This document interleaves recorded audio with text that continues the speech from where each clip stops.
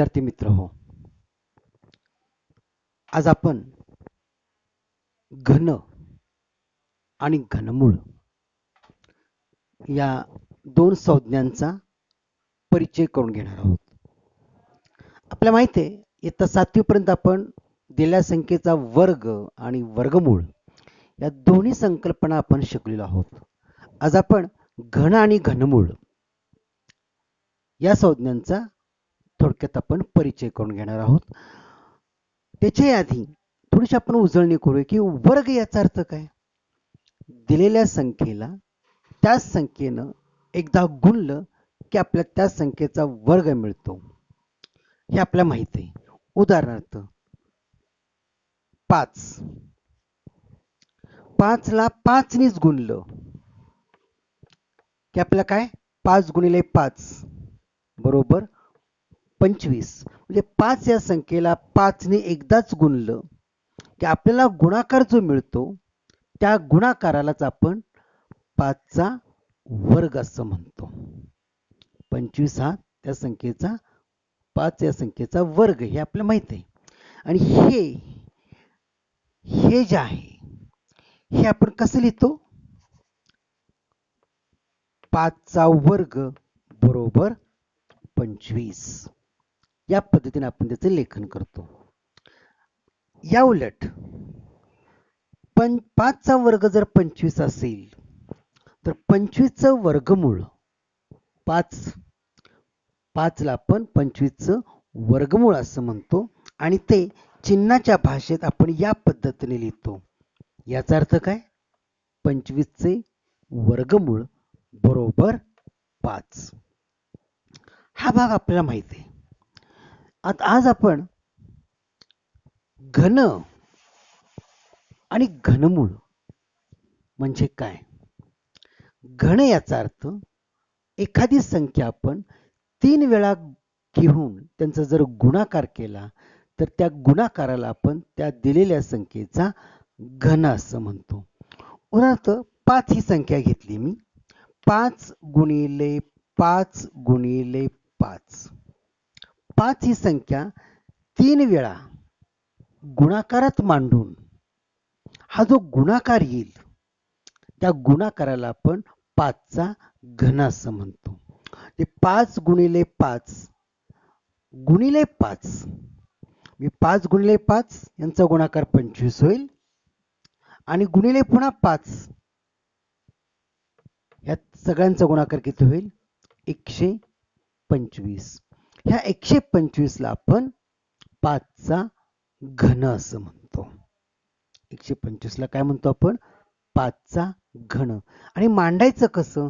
5 ही संख्या घातांकाच्या नियमाप्रमाणे 5 ही संख्या गुणाकारात 3 वेळा आलेली म्हणून हा जो 3 वेळा येणारा जो गुणाकार आहे हा गुणाकार आपण असा मांडतो 5 च्या डोक्यावरती 3 घातांकाच्या नियमाप्रमाणे 5 चा घन हे याचं वाचन आपण 5 चा घन असं म्हणतो आणि 5 चा घन बरोबर 125.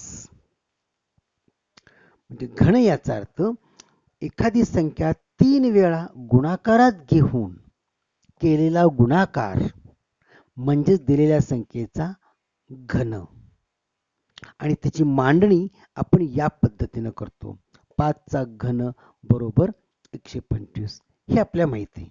म्हणजे घन याचा अर्थ दिलेली संख्या 3 वेळा गुणाकारात मांडून त्याचा जर गुणाकार केला तर त्या गुणाकाराला आपण त्या संख्येचा घन असं म्हणतो हे आपल्याला माहिती आहे. आता जर 5 चा घन जर 125 असेल तर या 5 ला आपण ह्या 125 चं घनमूळ असं म्हणतो. त्या 5 ला काय म्हणतो आपण 125 चे घनमूळ.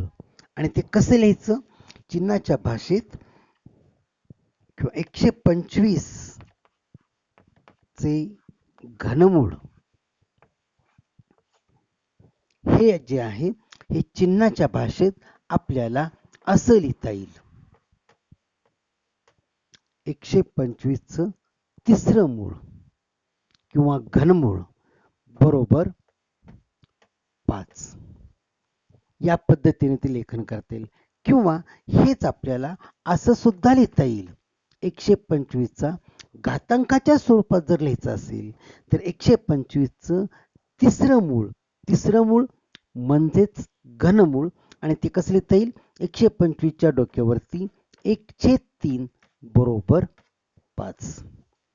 म्हणजे 125चं घनमूळ बरोबर हे असं लिहा, हे चिन्हात झालं, आणि हे घातांकाच्या स्वरूपात 125चा घातांक 1/3 म्हणजेच 125चे घनमूळ, आणि त्याची किंमत किती येते? 5 येते. लक्षात आलं? म्हणजे कोणतीही संख्या घेऊन 3 वेळा गुणाकार केला तर येणाऱ्या गुणाकाराला आपण दिलेल्या संख्येचा घन असं म्हणतो. उदाहरणार्थ 5 ही संख्या आपण घेतलेली, 5चा घन बरोबर 125.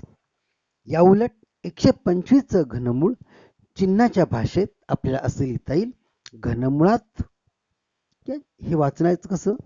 125चे घनमूळ बरोबर 5, किंवा 125चा घातांक 1/3 म्हणजेच तिसरं मूळ बरोबर 5. घन याचा अर्थ कळला. मग आता आपल्याला वेगवेगळ्या संख्येचा घन कसा करता येईल? तर नैसर्गिक संख्येचा घन आपल्याला सहज काढता येईल. आता आपण जर 5चा घन, 5चा घन बरोबर 5 गुणिले 5 गुणिले 5 125 आला. 5ची विरुद्ध संख्या ऋण 5. मग 5ची विरुद्ध संख्येचा घन काय येईल?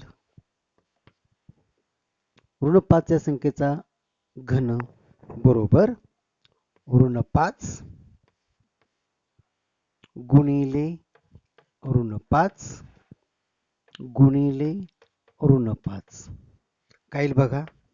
या पहिल्यांदा दोघांचा गुणाकार, या ऋण 5 आणि ऋण 5 यांचा गुणाकार, ऋण ऋणांचा गुणाकार अधिक होईल.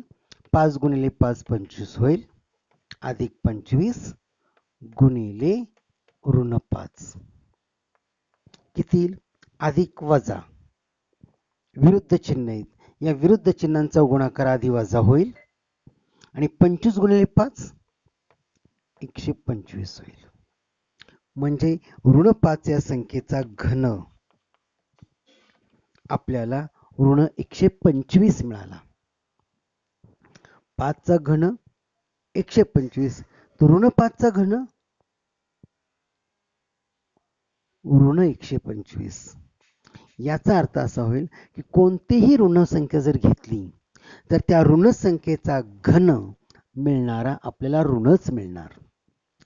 कोणत्याही ऋण संख्येचा घन ही एक ऋण संख्याच असते, असा आपल्याला नियम ठरवता येईल.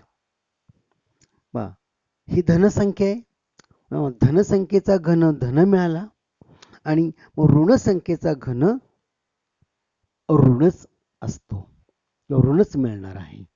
हा एक नियम आपल्या लक्षात येईल. दिलेले वेगळ्या संख्येचे घन कसे करायचे? तर अगदी सोपे. दिलेली संख्या फक्त 3 वेळा गुणाकारात मांडा आणि त्यांचा गुणाकार करा.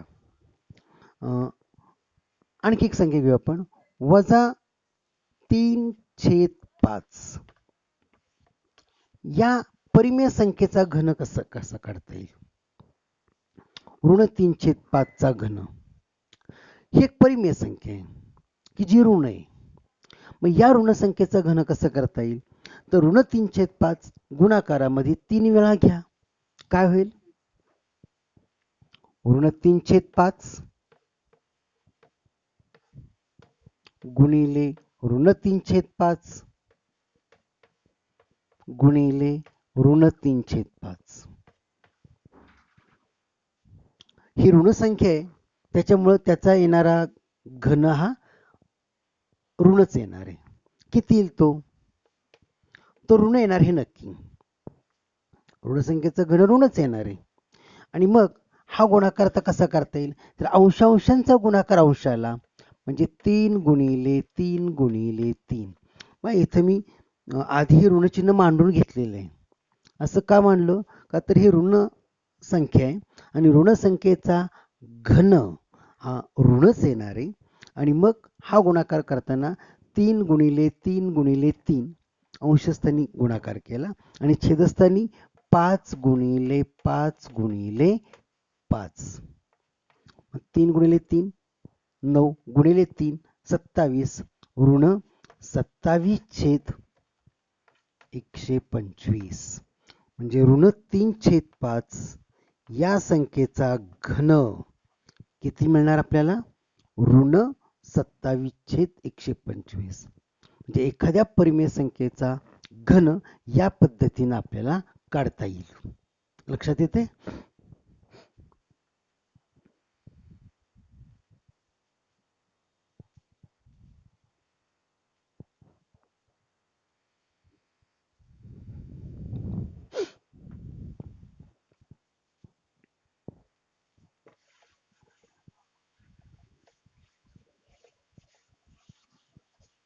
दशांश अपूर्णांक संख्येचा घन कसा काढता येईल?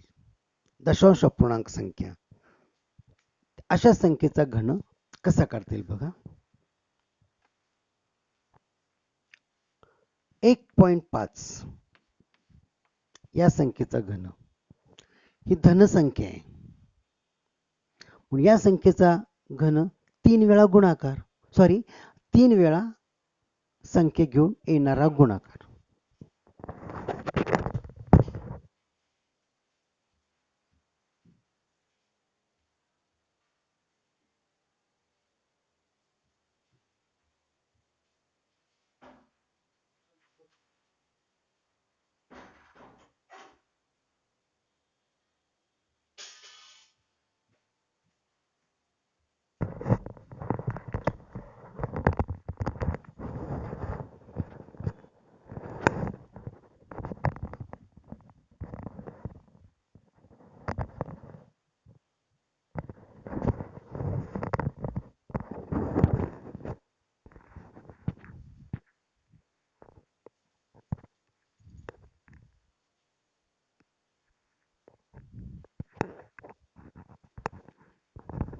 काय बरोबर 1.5 गुणिले 1.5 गुणिले 1.5 म्हणजे 1.5 या संख्येचा घन. आता काय बघा गुणाकार हा 1.5 गुणिले 1.5 गुणाकार काय 1.5 गुणिले 1.5 करा गुणाकार 15चा गुणाकार 225 येतो म्हणजे हा गुणाकार एवढा येईल 2.25 गुणिले पुन्हा हे 1.5 आहेत किती येते बघा गुणाकार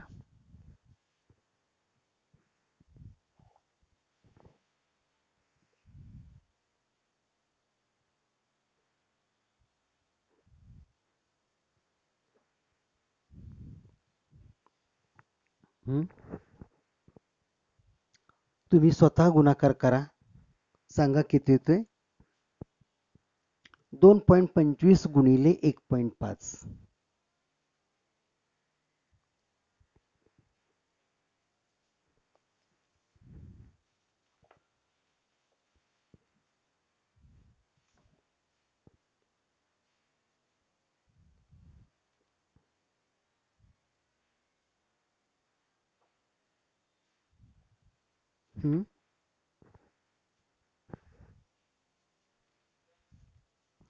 गुणाकार बघा इथं आपण करूया 2.25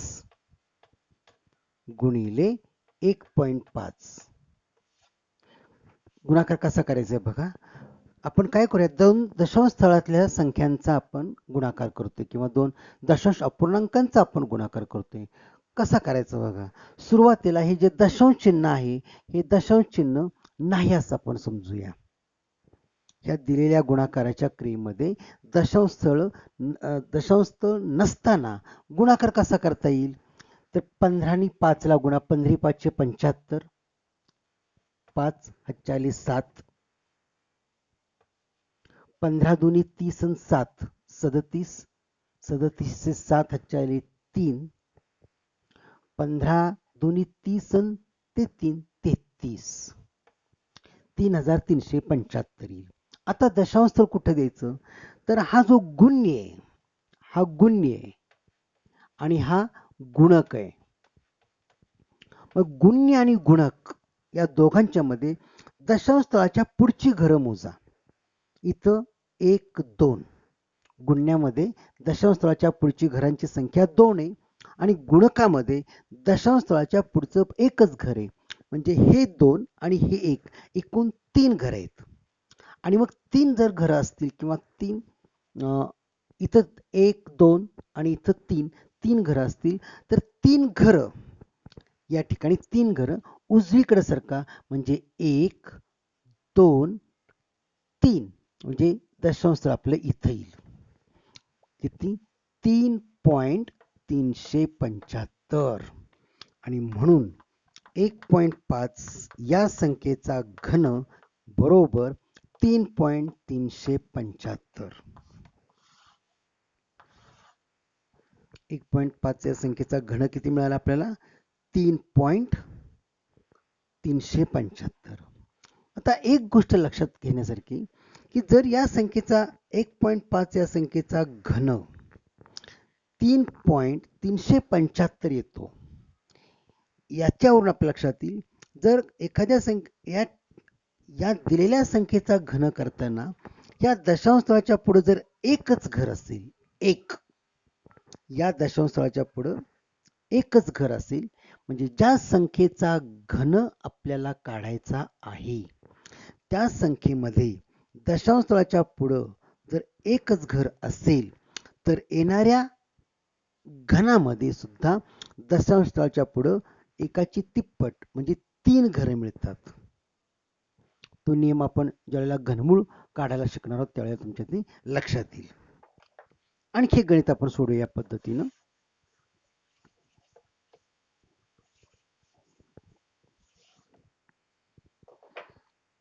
समजा 0.023 या संख्येचा मला घन करायचा आहे. 0.03.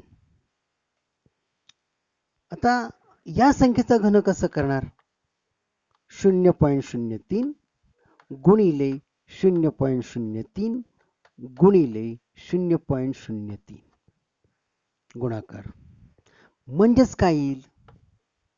आता हा गुणाकार करताना काय करायचंय बघा, 0.03 गुणिले 0.03 गुणिले 0.03 हा गुणाकार करताना पहिल्यांदा दशांश स्थळ नाही, आपल्याला उदाहरणामध्ये दशांश स्थळ नाही असं समजून गुणाकार जर केला तर किती येईल? 3 गुणिले 3 9, 9 गुणिले 3 27. म्हणजे गुणाकारात 27 येणार हे नक्की. गुणाकारात 27 ही संख्या येणार हे नक्की. आता दशांश स्थळ कुठं द्यायचं बघा. या ज्या संख्येचा घन आपण करतोय ती संख्या 0.03 आहे. म्हणजे या दशांश स्थळाच्या पुढं एकूण किती घर आहेत? तर 1 आणि 2. किती घर आहेत? 2. मग जर दशांश स्थळाच्या पुढे जर 2 घरं असतील तर 2 ची तिप्पट किती होते? 6. तिप्पट का करायची? का तर घन घ्यायचंय म्हणून. मग 2 ची तिप्पट 6 होते, याचा अर्थ दशांश स्थळाच्या पुढे 6 घरं असली पाहिजेत. किती? 6. मग कशाला बघा ती 1 2 3 4 5 आणि 6 आणि इथं तुमचं दशांश स्थळ येईल. 1 2 3 4 5 6.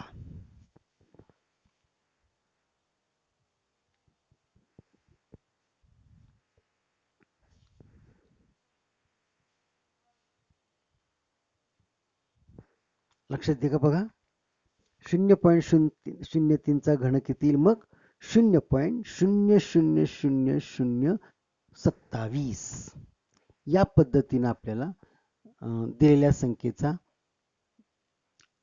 घन करता येईल. आणखी एक उदाहरण घेऊया. 0.01 या संख्येचा घन किती येईल?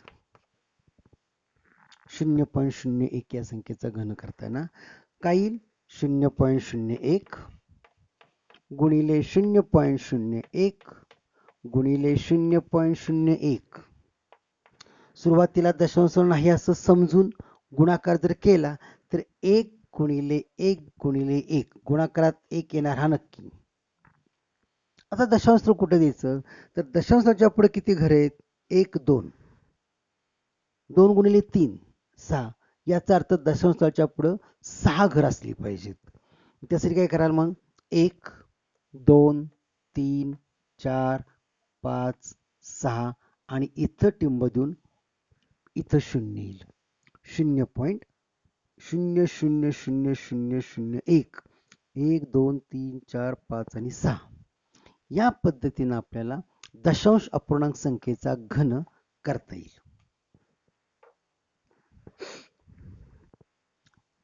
लक्षात येते दिलेल्या संख्येचा घन करणं खूप सोपं आहे. आता आपण दिलेल्या संख्येचं घनमूळ कसं काढायचं हे आज आपण शिकणार आहोत.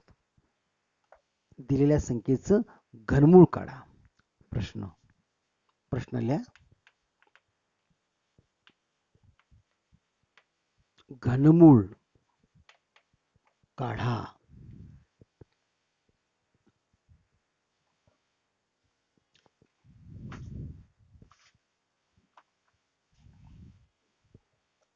आपण एक संख्या घेऊया समजा 512. 512 ही पूर्णांक संख्या आहे नैसर्गिक संख्या आहे आणि या नैसर्गिक संख्येचं घनमूळ कसं काढायचंय बघा. आपण इयत्ता 7वी मध्ये शिकलोय की या दिलेल्या संख्येचे पहिल्यांदा मूळ अवयव पाडूया. मूळ अवयव म्हणजे 512 या संख्येचे पहिल्यांदा मूळ अवयव पाडा. कसे पाडता येतील मूळ अवयव उभ्या पद्धतीने पाडले तरी चालतील. 512 या संख्येचे आपण अवयव मूळ अवयव पद्धत काढूया. बा एकक स्थानी 2 आहेत. ते 512 या संख्येला लहानात लहान कोणत्या संख्येनं भाग जाईल तर 2 ने.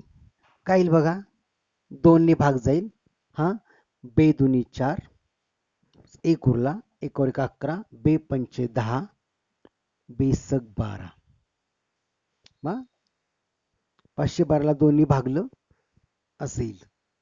पुन्हा 256 ला 2 ने भाग जाईल आणि एकक स्थानी 6 आहेत. बे के बे बे दुनी 4 1 उरला 1 और 6 16 82 16. पुन्हा 2 ने भाग जाईल. एकक स्थानी 8 असल्यामुळं पुन्हा 2 ने भाग जाईल. हा बे 0 0 बेसक 12 बे चोक 8. पुन्हा एकक स्थानी 4 आहेत. पुन्हा 2 ने भाग जाईल. बे त्रिक 6 बे दुनी 4. पुन्हा 2 ने भाग जाईल. बे के बे बेसक 12.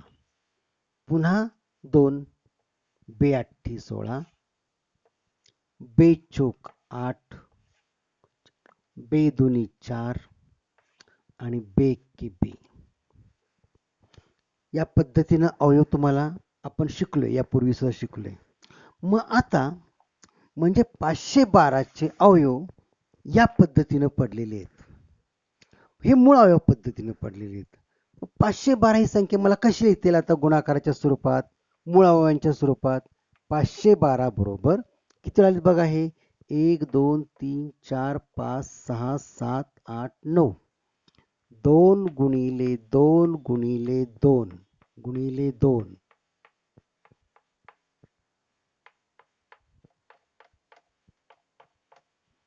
1 2 3 4 5 6 7 8 9 म्हणजे 2 ही संख्या जर 9 वेळा घेतली तर तो गुणाकार 512 येतो. बरोबर असा त्याचा अर्थ आहे. आता आपल्या घनमूळ काढायला शिकतोय आपण. मग काय करायचं 3 समान अवयवांचा एक गट म्हणजे 1 2 3 हे तीन अवयव सारखेच आहेत ह्यांचा एक गट करायचा. त्यासाठी मी अधोरेखित करतोय तिघांचा एक गट 1 2 3 या तिघांचा एक गट आणि 1 2 3 या तिघांचा एक गट. काय केलं बघा 512चे पहिल्यांदा मूळ अवयव पाडले. ते मूळ अवयव गुणाकाराच्या स्वरूपात लिहा. गुणाकाराच्या स्वरूपात लिहिल्यानंतर 3 समान अवयवांचा एक गट, आणि ही गट दाखवण्यासाठी तो गटाला अधोरेखित करा. म्हणजे हा एक गट झाला, हा दुसरा गट झाला आणि हा तिसरा गट झाला. आणि मग 512चं घनमूळ हे 512चे घनमूळ हे आपण चिन्हाच्या भाषेत असं लिहिणार आहे. 512चे घनमूळ या पद्धतीने लिहूया, किंवा डायरेक्ट चिन्हात जर आपण लिहिलं म्हणून 512चे घनमूळ बरोबर. आता या संपूर्ण गटाबद्दल तो मूळ अवयव एकदाच लिहा. ह्या संपूर्ण गटाबद्दल तो मूळ अवयव एकदाच लिहा. A2 ह्या गटाबद्दल एकदा येईल आणि ह्या गटाबद्दल एकदा येईल. आणि मग 2 गुणिले 2 4, 4 गुणिले 2 8, आणि म्हणून 512चं घनमूळ किती मिळालं? 8. या पद्धतीनं आपल्याला मूळ अवयव पद्धतीनं दिलेल्या संख्येचं घनमूळ काढता येतं. आता मला एक सांगा, जर 512चं घनमूळ जर 8 असेल, तर समजा 512 ही धनसंख्या आपण घेतलेली, त्याच्याऐवजी जर मी ऋण संख्या घेतली असती, तर ऋण 512चं घनमूळ किती सांगा? ऋण 8 येईल. लक्षात आलं? लिहा. मूळ अवयव पद्धतीनं घनमूळ या पद्धतीनं काढलं जातं.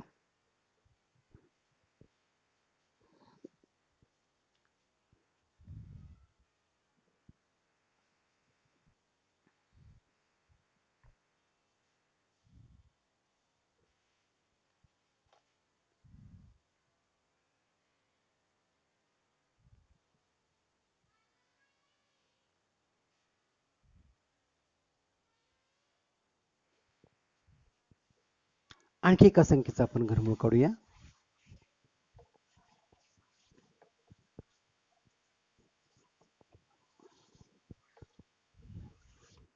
घनमूळ काढा. 2744 घनमूळ काढा. आणखी एका संख्येचं काढूया आपण. 2744 या संख्येचं घनमूळ काढायचे, किंवा ऋण 2744 या संख्येचं घनमूळ काढायचे.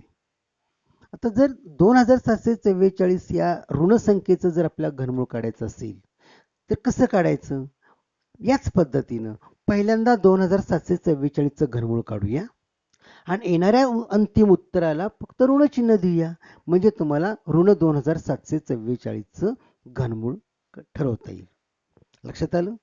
मग 2744 या संख्येचं अवयव पद्धतीनं पहिल्यांदा आपण अवयव पाडूया. काय येईल बघा. एकक स्थानी 4 आहेत, म्हणजे लहानात लहान कोणत्या संख्येने या संख्येला भाग जाईल? 2 ने. 2 हा त्या संख्येचा विभाज्य असणार आहे. 4 ला